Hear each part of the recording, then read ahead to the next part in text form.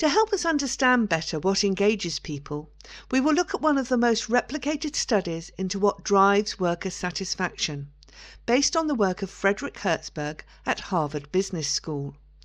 In his book, One More Time, What Motivates People, Herzberg explains that we need to pay attention so we can create the right environment for people to be motivated and engaged. Herzberg identifies two key aspects that impact worker satisfaction. There are some things that workers expect, things that should be in place no matter what. Herzberg calls these hygiene factors. If these things are in place, they don't motivate a worker to perform or be engaged with the business. But if they're not in place, most workers will become demotivated.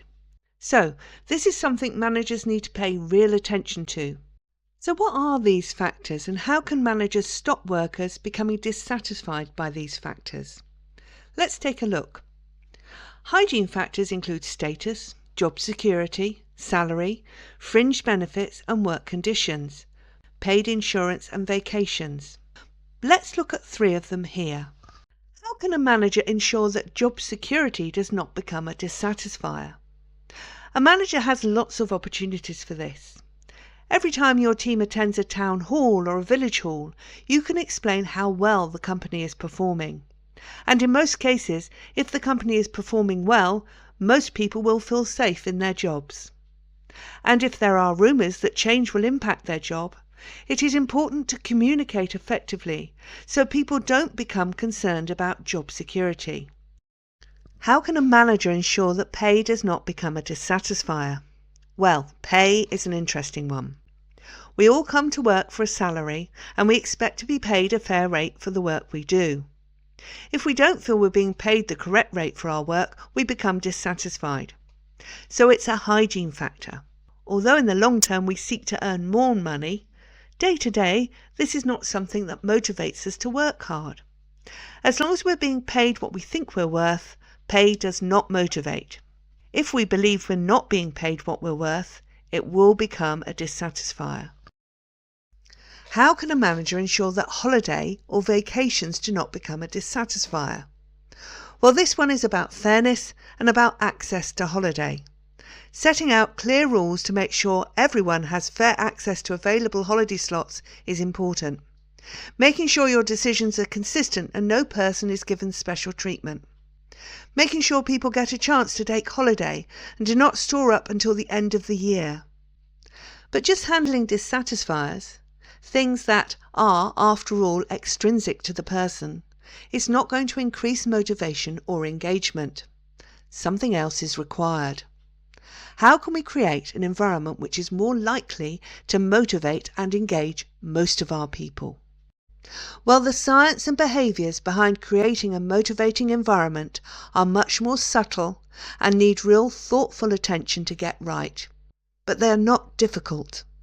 If a manager wishes to increase satisfaction on the job, they have to work on the nature of the work itself, the opportunities it presents for achievement, challenging work, recognition for one's achievement, responsibility, an opportunity to do something meaningful, involvement in decision-making, and a sense of importance to the organisation.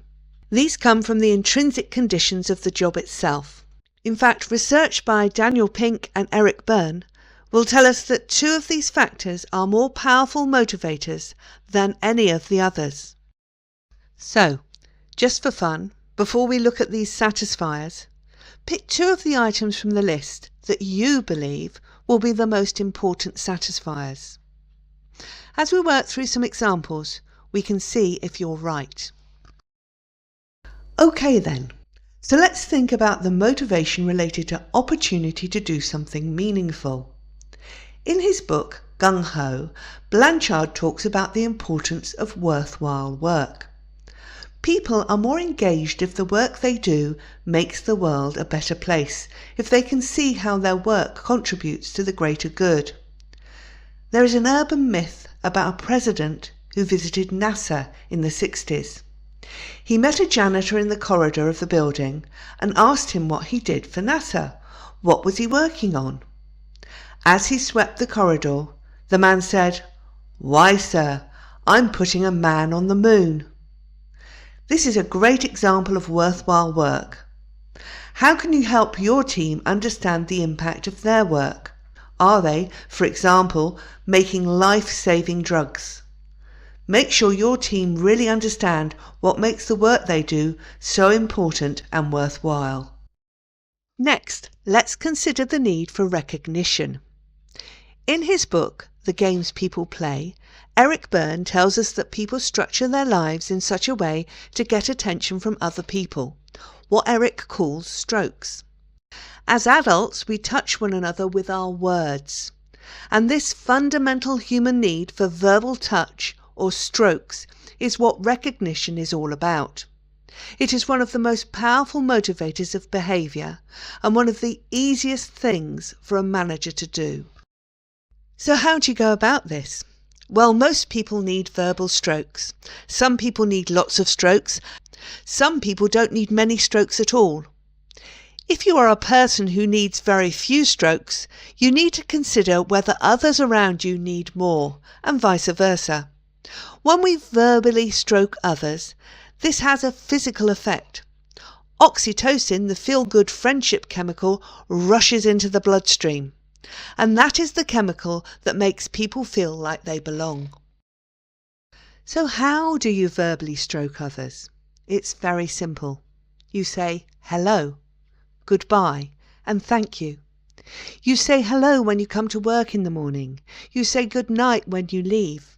You make an effort to remember people and use people's names.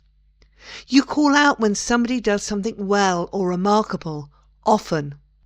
You remember people's personal circumstances, the fact that they have kids, their pets, their favourite football team. You take part in chat about the sport at the weekend. You make sure your email takes time to check how people are and say thank you. You are thoughtful about other people and interested in other people.